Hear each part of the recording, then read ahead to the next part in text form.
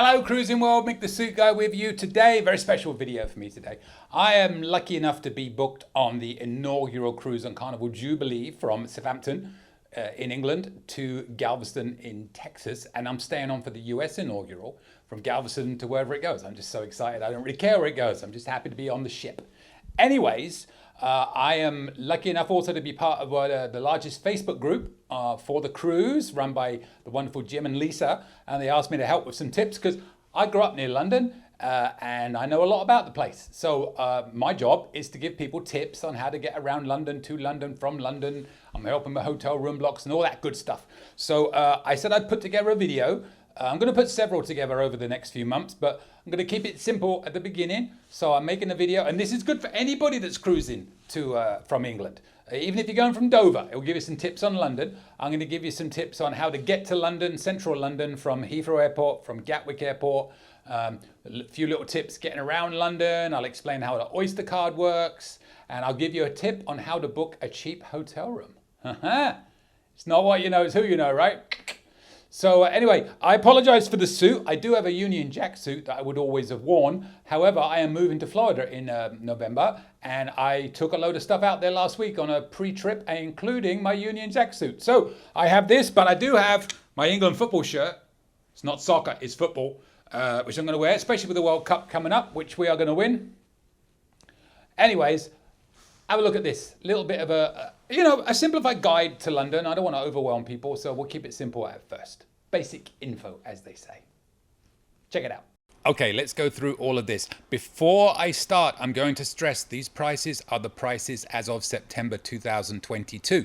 I don't know if they're going to change, so bear that in mind. All prices are estimates. So, traveling from Heathrow to central London, I'm going to give you the main options. The one I always use is the Heathrow Express. It runs every 15 minutes and it takes about 15 minutes. It is never that full. There are no stops. It runs non-stop. It will run from 5 a.m. until about midnight every day. Here's the thing. If you buy it on the day you arrive, it's going to cost you $28 a ticket. This is one way. If you buy it 1 month out, it's going to cost you $20 a ticket. But if you buy it 3 months out, it's only going to cost you $7. It's going to be £5 on their site right now. It's going to take you to Paddington Station. Now, bear in mind, if you do buy it 3 months out, you have to buy it on the day you are going to use it, and make sure you use it on the day you bought it for. You cannot buy it and use it any day you want. You have a specific date you have to use it. So, where is Paddington Station, you ask yourself? Well, you see marked in yellow is Heathrow at the back there. This is a part of the underground map. So it's not really the overland map, but you can get an idea of where it goes. Paddington is circled in blue up there. It's on the northwest side of central London. So you're still going to have to get to your hotel or wherever you are from there, but you'll be much closer, much quicker. Paddington Station is up there on the left. So that's the way I always do it. I have the app on my phone and I can buy the tickets on my app. I can save the tickets. It works much better. That's what the app will look like. So I would recommend, if you're going to do that, you download the Heathrow Express app and book your tickets that way. It'll be stored on there in case you lost any email you bought online. The next way people typically go is the underground. I avoid this at all costs. Why, you ask yourself? Well, the underground will go from what we call zone 6 to zone 1. The underground is broken down into zones. I'll explain that a little bit more in a while. Basically, it really means how far out you are. Zone 1 being central London, zone 6 being outer London. It's going to take you about 45 to 50 minutes to get to central London. It stops non-stop all the way. You'll have about 20 stops. I'm not kidding. If you go in rush hour, and a lot of times planes land in rush hour, if you're going to be landing anytime between 8 a.m. and 10 a.m., 4 p.m. and 6 p.m., good luck getting on that train, or more getting off it if you have a lot of bags. It won't be too bad when you get on, but with all those stops, you'll have people getting on non-stop, and it is going to be very crowded. It's no fun if you have a lot of bags. And also, a lot of the stations, you can't find elevators. There's stairs everywhere. You have to carry those bags upstairs or on escalators a lot of the time. So it's, I just don't recommend it unless you're traveling light and your hotel is right on the line, which I'm going to show you in a second.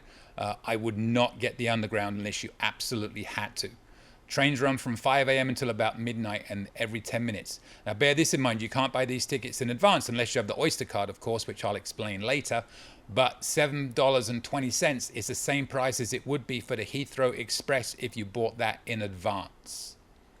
So where does this line go? Well, again, I've circled Heathrow on the bottom left. You're going to follow that blue line all the way up. That's what's called the Piccadilly line. All these colored lines are represented to the name of the line. And if you follow it all the way up to the middle of the white, on the top right, you'll see Piccadilly Circus, Leicester Square. That's right heart of central London. That's where it's going to take you. So you can see all the stops on the way that you have to stop at. And by the time you get to Piccadilly Circus, trust me, it's going to be packed, that train, especially if you go in rush hour. So again, I just don't recommend it, but I'm not here to tell you what you can and can't do. Next option would be the coach. It would take you direct to Victoria Station, which is in the center of London, in the southwest part of London. This is going to take you about 1.5 to 2 hours, and it's going to cost you about $11.50, and they run every hour, 6 a.m. to midnight. You would buy your tickets on the National Express website. Again, buy them in advance, it's absolutely fine. Where is Victoria? Well, again, there's Heathrow in the bottom left, and I have circled where Victoria Station is. So you can see it's southwest, almost central south of the main part of central London. It's right slap bang in the middle of all the action, as it were. So this may be an option for you if your hotel is down there. Remember, if you do the Heathrow Express, you're going to go to Paddington, which is in the top left of the central London area, just above where I've circled there, and you've still got to get to your hotel. So the two main options I would consider would be the Heathrow Express and the bus. I always do the Heathrow Express. They run every 15 minutes. The bus does not run that frequently. And the bus, you could get stuck in traffic forever. The train, you're not going to hit traffic on a train. Well, you shouldn't. If you're going to get a taxi, well, first off, don't do it. I'm very dubious about this cost. I looked this up online, and it says it's going to take you about an hour and run about $50 to $90 depending on traffic. I am very dubious of that amount. I definitely would not get a taxi that has a meter running. I often would have a lot of bags coming home from when I visited my parents, and I would go from the east part of London to Paddington, so I'm just staying in central London, and that taxi would cost me about £50, let alone $50 to $90. I'm very dubious about those prices. A shuttle would take you about an hour. It's a good cost option if you have a number of people. I did a couple of quick searches on shuttle costs. Now, these look very expensive to me. If you are looking at getting a shuttle or a private transport coming across, then I would contact me and I will help you find something. I'll do a lot more research. I just looked to one. I mean, that 7-seater minibus for £176, divide that by 7 people, and you can take 6 large cases, 7 small cases. That's not terrible, and it's taking you direct to your hotel. So this could be an option if you have a larger group. Again, if you're traveling just 1 or 2, it's very expensive to do that on your own. But again, these prices are just what I found. There's going to be so many other places you can look and find different pricing. Nearer the time, I'm sure you could find cheaper, and I can help you look for those cheaper options as well. So that's Heathrow. So now let's have a look at Gatwick. It's a very different animal to Heathrow. Gatwick is quite south of London. The Gatwick Express is the equivalent of the Heathrow Express. It's going to run every 30 minutes, not every 15. It's going to take about 30 minutes, not 15. It runs from 6 a.m. to 11 p.m. Unlike the Heathrow Express, there is no price break for buying in advance. It's about $21.50. £18 is what it was when I looked, all the time. And it's going to take you to Victoria Station, the same place I showed you where the bus takes you from Heathrow. You can also take the overland train. Now, they run every 5 to 10 minutes. They'll take about 35 minutes. They run from 5 a.m. to 11 p.m. and there are certain times they'll run overnight. And that'll cost you anywhere between $15 and $25. And they will take you to Victoria or Blackfriars. Blackfriars is an underground station not too far east of Victoria. So they're fairly close to each other. If you want to buy tickets for these, you want to go to what they call trainline.com. Or they also have an app which I use. This is the app, or the logo for the app as you would find it. That is for buying your main tickets for travel on overland trains in England. If you want to get the coach on the National Express from Gatwick to central London, It's not bad price-wise, $11.50. It takes you again to Victoria Station. It runs every hour, but it's going to take you about 2.5 hours because of traffic. As you'll see in a second, I'm going to show you where Victoria is, or central London is, in relation to Gatwick. There you go. So you'll see on the left, I've circled Heathrow Airport. You'll see how much closer that is to central London than Gatwick is, all the way at the bottom there, which is why it takes so much longer. No underground route to get to London from Gatwick. So that's how far south of London you are. I mean, it's not that far, but, you know, obviously a lot further than Heathrow, about twice as far. Now, if you want to take a taxi from Gatwick to central London, again, I don't buy into this 1 hour. You're going to hit all the traffic when you hit London. And if you've ever traveled in London, you know what I'm talking about. It says about $100 to $120 depending on traffic. There are shuttles that will run you about an hour. Again, I did a rough check on this, and these are some of the prices that I came up with. This is from the South Terminal in Gatwick into London. Different options. But again, I mean, this is just a base guideline for you. Prices are going to change between now and when you cruise. And if you need help with finding somewhere good or cheaper, absolutely contact me when you're ready, and I will help you find somewhere that is cheaper.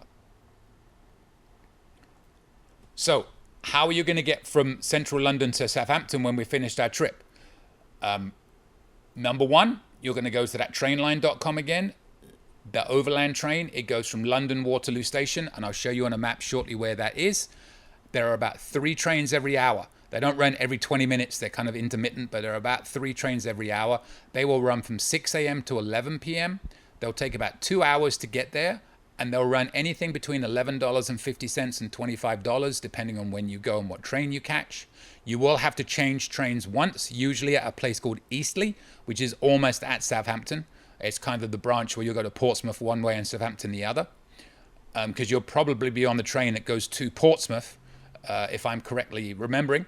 I was in the British Navy, and I think that the trains went from Waterloo to Portsmouth, and you changed to Eastleigh to go to Southampton. Once you get to Southampton Central, you're only about a 5 to 10 minute taxi ride from the port. So bear that in mind that you have to make a change. You can do the coach, which is probably the option I would recommend, because it's going to take you directly to the harbour. It's going to go from Victoria Coach Station. As you may have gathered, that's a major kind of hub in London for buses. They'll run hourly. It's going to take you about 2.5 hours and cost you about $11.50. Again, I'm going to stress this. These are prices today. Don't come back to me if these prices go up when you go. So basically, where are those 2 stations? Well, you'll see Waterloo is down there on the middle, just underneath the yellow and green line. And then your Victoria is up there just a little bit to the left, right above where it says Sloane Square. Just so you know also, I said also some of the trains from Gatwick will go to a station called Blackfriars. If you go to the right middle, you will see Blackfriars Station, so you know where that goes. So that gives you an idea of where you are. The white area is central London. You'll see Piccadilly Circus, Leicester Square, Covent Garden. That's Oxford Circus. That's right slap bang in the middle. Where it says Westminster, I'll show you on a map shortly, but that is right where Big Ben, Houses of Parliament, and all that good stuff are. Green Park up to the left there, that's the area where Buckingham Palace is. So you'll see in a second, but everything that you want to see, all the sites you've heard of are within the area you're pretty much looking at right now. So, you know, you're all self-contained in this area pretty much. If you want to go from Heathrow to Southampton, so say you're not going into London, you're just flying into Heathrow and going directly to Southampton, I definitely recommend the only way to go would be the coach. Again, you're going to book it on nationalexpress.com. It's going to run every 2 hours or so from 9 a.m. to midnight. It's going to take you less than 2 hours, and it's going to run you about $27, and it's going to take you straight to the harbour. So that is really the only option you have from Heathrow. I wouldn't even consider any other option, so I'm not going to show you any other option. If you want to go from Gatwick, I recommend the train if you're going from Gatwick to Southampton rather than the coach. The train runs 3 times every hour, and again, the times are a bit off, but twice an hour after 9 p.m., and it's going to run from 6 a.m. to 11 p.m. It's going to run you about 2.5 hours, and it's going to cost you about $22. And you're going to make between 1 and 3 changes, so be careful which train you book. Again, I can help you make sure you get the right train, but you go on that trainline.com, it will show you how many changes there are. Try and do the one with 1 change. It's going to take you to Southampton Central, not the harbour, but that's only about a 5 to 10 minute taxi ride from the port. So from Gatwick to Southampton, if you're not going into London, I would definitely recommend doing the train over the bus. Why? Well, the bus is going to take you via Heathrow, and it's going to take you about 4 hours, and it's going to cost you $30 to $50. It will take you directly to the harbour, but I definitely wouldn't recommend getting the coach from Gatwick to Southampton, but it is an option if that's what you want to do. All right, so that summarizes the ways you're going to get to central London from Heathrow and Gatwick, and to Southampton from Heathrow, Gatwick, and central London. Now, I want to talk a little bit about London itself. As I said earlier, London is divided up into zones when it comes to the underground, or the tube, however you've heard it called. This is the overall map of the underground, and you'll see on the very outside, you'll see number 8. So it goes as far as that. But typically, nobody ever goes that far. But you'll go from zone 6, which is what Heathrow is, all the way into the center of London, which you'll see there is zone 1. So you're going to pretty much ignore even 2. You might touch 2. I very much doubt any of you will go to 3, 4, 5, or 6. So I'm going to concentrate really on zone 1 here. So I've zoomed in here. This is zone 1. And as I said earlier, you'll see all the main stations are going to be right there. So Westminster, you'll see at the bottom, in the middle somewhat. That's your main area. You may not know this. I'll give you a little bit of a history lesson on here. London is made up of 2 cities that are both 1 mile square. City of Westminster and the City of London. The rest of London is made of what we call boroughs. There's 32 of them, I believe. So technically, the Vatican is the smallest city in the world, but the City of London is the 2nd smallest city in the world. Interesting tidbit for you that you'll never need, but whatever. Westminster is where most of the action is, the City of Westminster. So if you look where Westminster is, you'll look up above, and I touched on this earlier, but Piccadilly Circus, Leicester Square, Covent Garden, that sort of theatre district, Green Park, right around there, that is where the Buckingham Palace and all that good stuff is. Westminster is where you're going to find Big Ben, Houses of Parliament. Just slightly north of there, you're going to find the Trafalgar Square, and so that's most of the main sites you've heard. Downing Street is going to be right around Westminster and the Embankment area. The London Eye is going to be just the other side of the river. You'll see the light blue snake going around just underneath. That's the River Thames. The London Eye, you're going to walk across the bridge to almost where it says Waterloo, walk down just a little bit, and you're going to have the London Eye right there. Over towards where it says Tower Hill, that is where you are going to see the Tower of London. And all that good stuff. So a really fun thing to do is to take a boat. You can take a boat ride from Westminster all the way down the Thames, and they'll give you a lot of good information on the history of the area and stuff like that, and it will drop you off right by Tower Hill. You can go and see the Tower of London, Tower Bridge, and all that stuff. Tower Bridge is a very interesting bridge to walk over. There's a lot of history behind that, and you can do a tour of it. You can literally go underneath it walking. It's really interesting. But honestly, most of the stuff you see is right in there. A little bit over to the left where you see Knightsbridge, that is the rough area where Harrods is, South Kensington and all that. And a lot of the museums are in that area. Oxford Circus, just up above on that red line, that is on Tottenham Court Road. That is the main shopping district. You'll walk up and down there and you'll see all of the main shops. You'll see, if you follow that red line down, you'll see where it says St. Paul's. That is where St. Paul's Cathedral is. So realistically, all the sites you want to see are between that red line and the yellow line at the bottom. It's a very small, compact area, so it's very easy to make your way around and see all of the sites that you want to see. Why is that a big deal? Well, obviously it's close to each other, but when it comes to buying your Oyster Card, which is what you're going to want to get if you're spending any time in London, it's important to know where you're going to be so you buy the appropriate card. So I'm going to show you a list of the prices. And I'll explain how the Oyster Card works. So you want to get what you call a visitor Oyster Card. It's basically a pay-as-you-go, but don't get scared. There's a daily cap. So your daily cap is going to be £7.20 if you're in Zone 1 or Zone 1 and 2 only. And you are not going to be outside of that. If you get the train, for the underground train from Heathrow into London, you're going to do one trip from Zone 6 to Zone 1. It's almost worth just getting one ticket for that and not spending all the money on the Oyster Card. It's going to be a wash. But then you're going to need that for the other days as well. So you're going to spend, if you're there for 3 days, you're spending £13.20 for 3 days, as opposed to one trip. So I wouldn't recommend doing that. I would recommend getting an Oyster Card from zone 1 to 2, because you're not going to go outside of those areas. Now, each trip, a single peak in zone 1 is £2.40. In zone 1 to 2, it's £2.90. Off peak, it's £2.40 all the time. Off peak is roughly,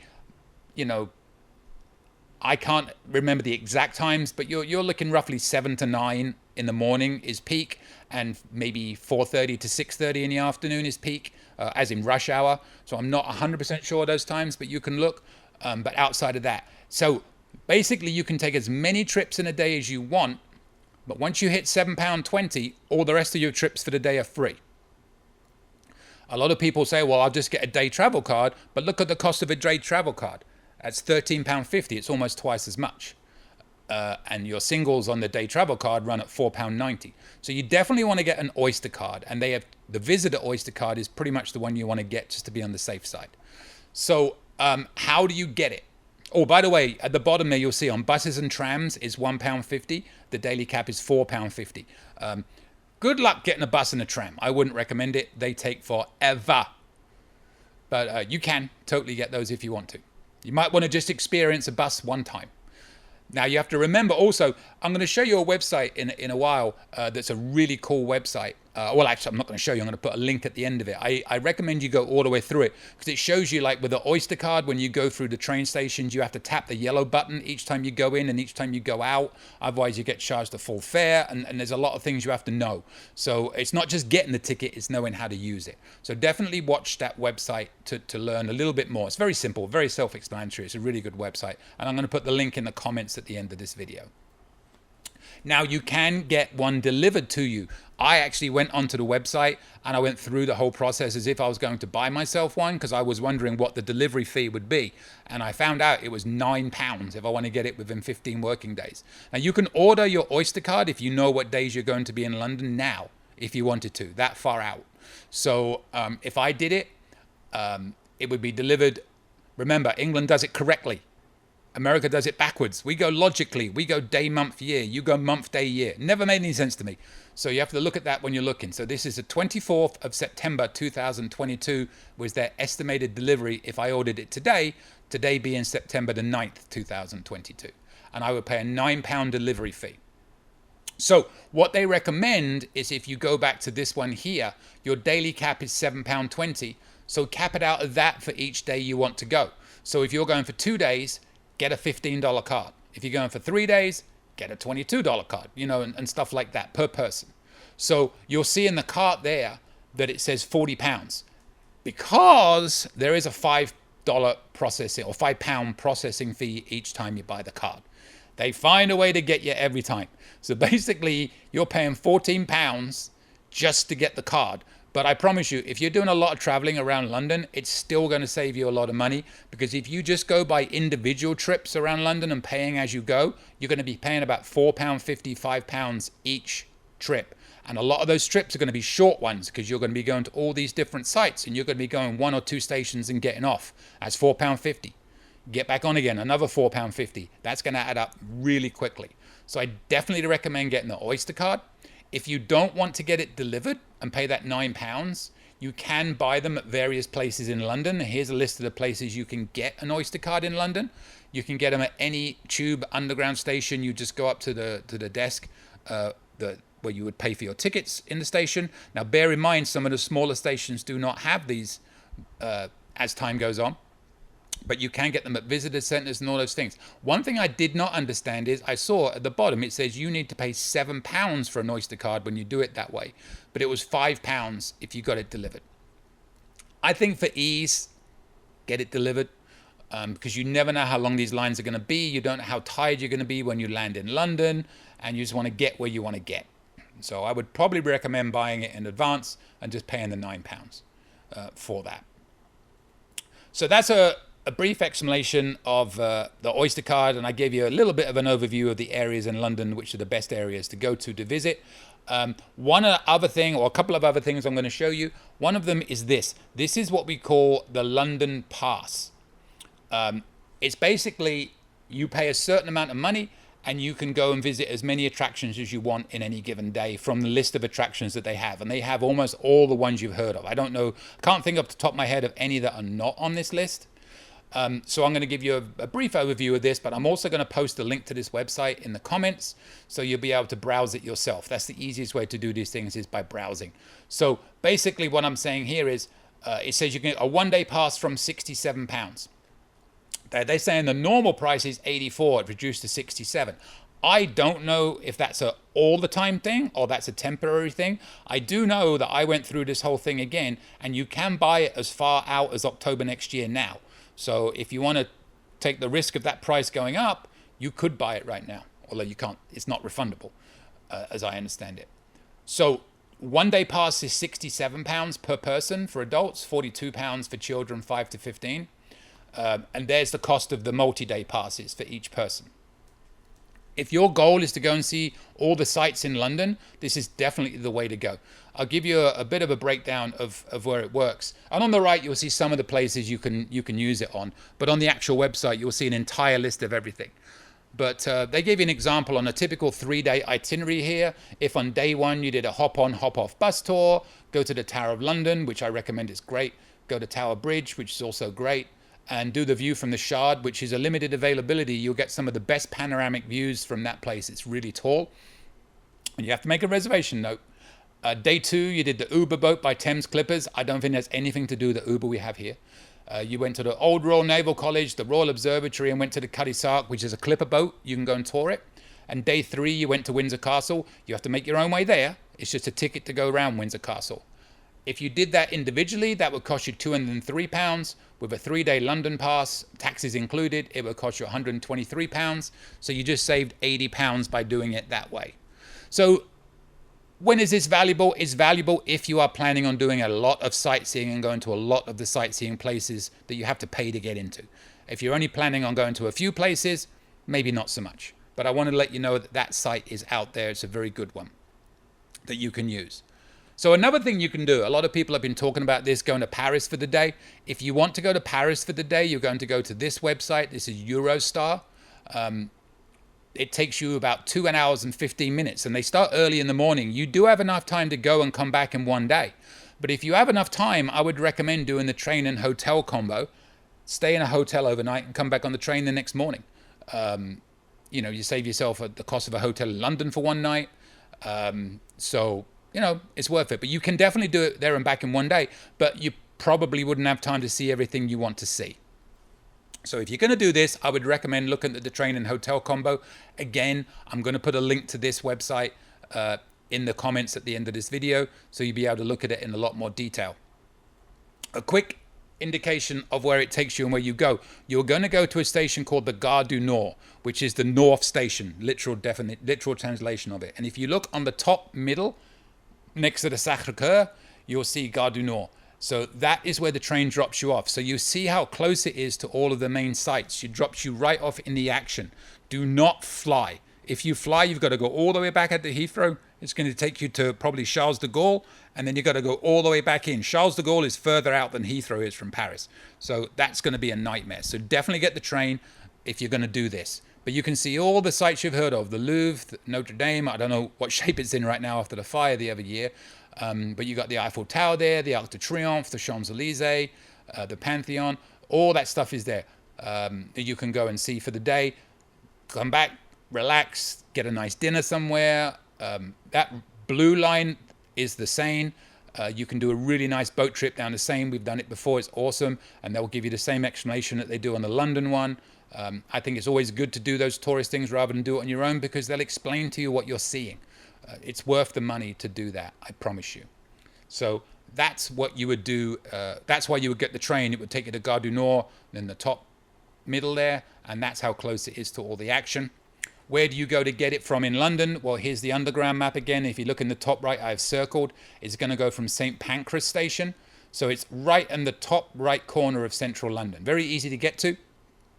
And it's going to bring you right back there as well. So you haven't got to go a long way to get onto that train. Again, it takes you 2 hours, 15 minutes or so. It's going to take you under the English Channel, which is kind of cool. And you're going to see some gorgeous countryside on the way down. I believe it takes you through Dover, so you may see the White Cliffs of Dover on the way down as well. I'm not 100% sure on that, but I'm pretty confident that's true. Probably should have checked that before I did this video, but that'll be a surprise for you if you see it.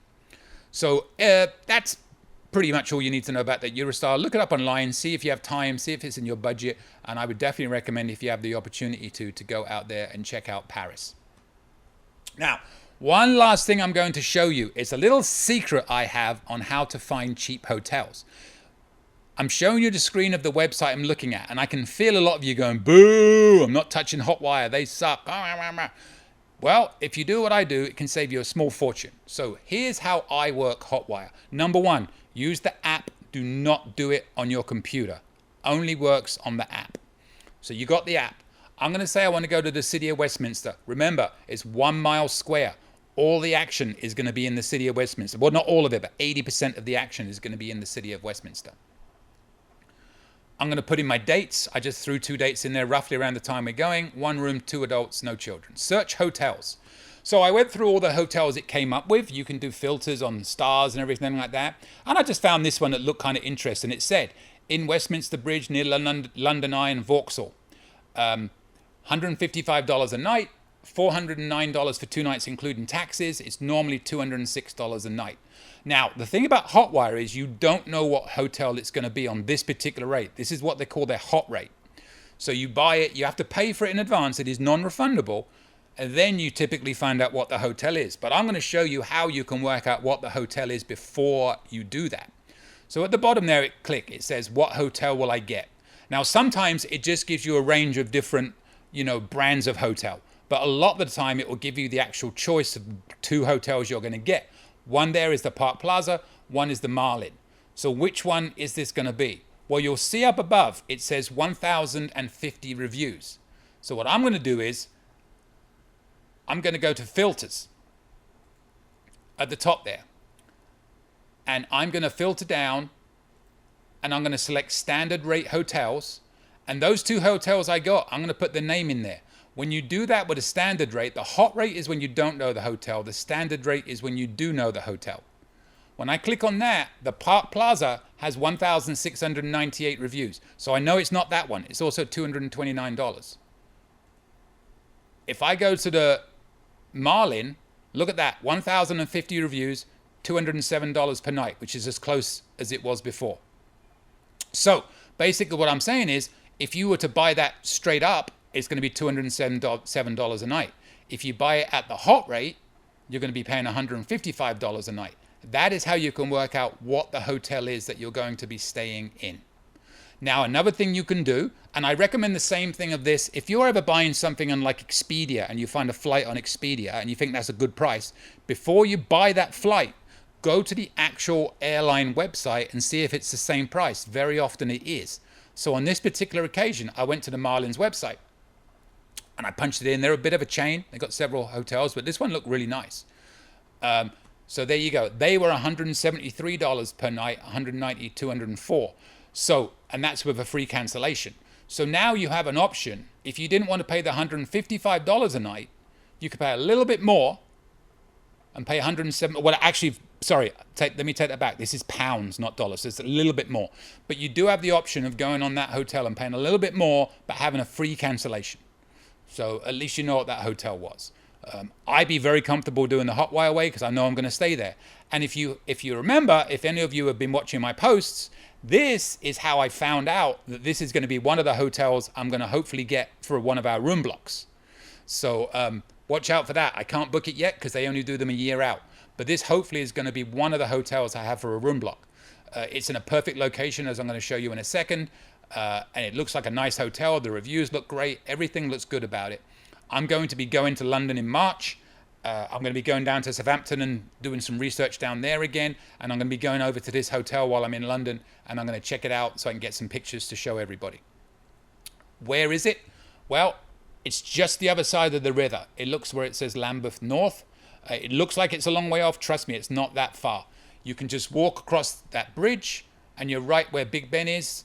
And that's the River Thames. So if you can picture the width of the River Thames, it's like about 2 whips, maybe 3 whips of the River Thames away again. So it's not that far. You're in a really good location here, and I'll show you why you're in an excellent location in a second. But you're very close to all the action. So there's Westminster Abbey, Big Ben. You can see all the stuff there. There's Downing Street in the top, you'll see. So this is a more zoomed in look at where some of those sites are. So where is it exactly? Well, I've circled. You saw it was near Lambeth North. That's at the bottom there. Now, if you go just a little bit up, you're going to see it's right by Waterloo Station. And if you remember from earlier in this video, Waterloo Station is right where you would go to get the train to Southampton. So look how close you are. And if you keep following up at about 11 o'clock, 10 o'clock, 10:30, you'll see Victoria. So this hotel is going to be really close to the train station to get to Southampton, and also close to the bus station to get to Southampton. And it's also close to all the action to get across the way. So, you know, that's just a little tip and trick I wanted to show you to give you an idea of how to get across London, how to find hotels. Hopefully that helped you. As always, I will pass you back to me. Right, there you go. Hope that helped. A little bit of an overview on London. Many more videos to come. If you want to subscribe to my channel, you'll know when more videos are coming. So I would suggest you do it. If not, if you're watching this and you're going to be on the cruise, I look forward to meeting you and sharing a drink or 10 with you, or 2 with you as the cruise goes by. And I'm always here if you have questions. So my email is coming up at the end of this, but Facebook message me or whatever. Just very excited about this cruise, and I'm going to do anything I can to help everybody have a better cruise. And with that, I will see you later, Cruising World. Any questions? Email me anytime. cruisingsuitguy@gmail.com. I promise I'll reply as soon as possible. Want to book a cruise or any type of travel? We are travel agents. Check out our site, elitetravelconnection.com, or email me, mick@elitetravelconnection.com. We are here for you. Finally, subscribe, please. Pretty please. You know you want to. Go on. I won't beg you. Okay, I'm begging. Please. Subscribe. Thank you.